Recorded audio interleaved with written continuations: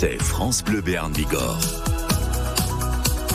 Et pendant quelques minutes, tous les jours, nous accueillons des artistes, des romanciers. C'est le cas ce matin avec Sébastien Auger et avec ce titre de roman qui est aussi une chanson forcément.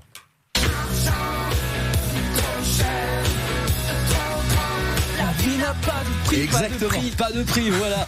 Dites donc, vous avez écrit votre premier roman qui fiche un peu la trouille, Sébastien Auger, quand même, quand je me suis plongé là-dedans. On se dit, serions-nous prêts à vivre dans un monde sans argent? Puisque vous êtes dans le web marketing, vous, Sébastien, ça vous intéresse l'argent et forcément le fait de dire, tiens, qu'est-ce qui pourrait nous arriver?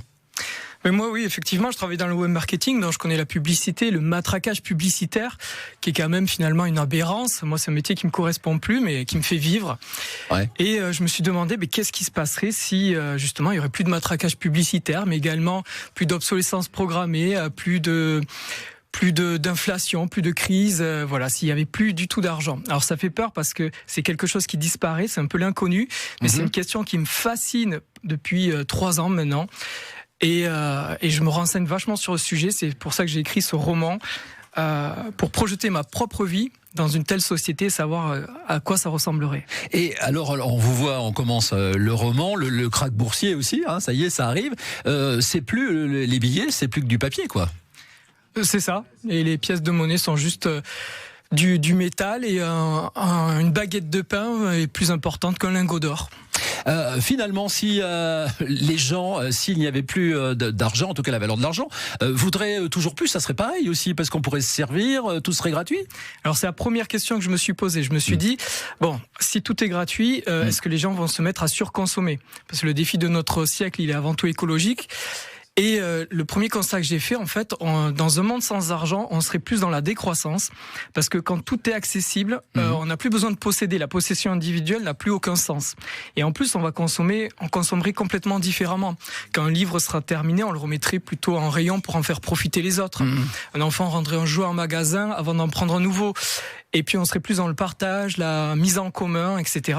Et il y aurait surtout plus de, comme on l'a dit, de matraquage publicitaire, d'obsolescence programmée, de mode éphémère, d'objets jetables, de mauvaise qualité, tout ce qui nous pousse à la surconsommation. Ouais, mais là, ça serait un petit peu, j'imagine, si tout était gratuit, ce serait quand même la jungle à un moment, non, quand même?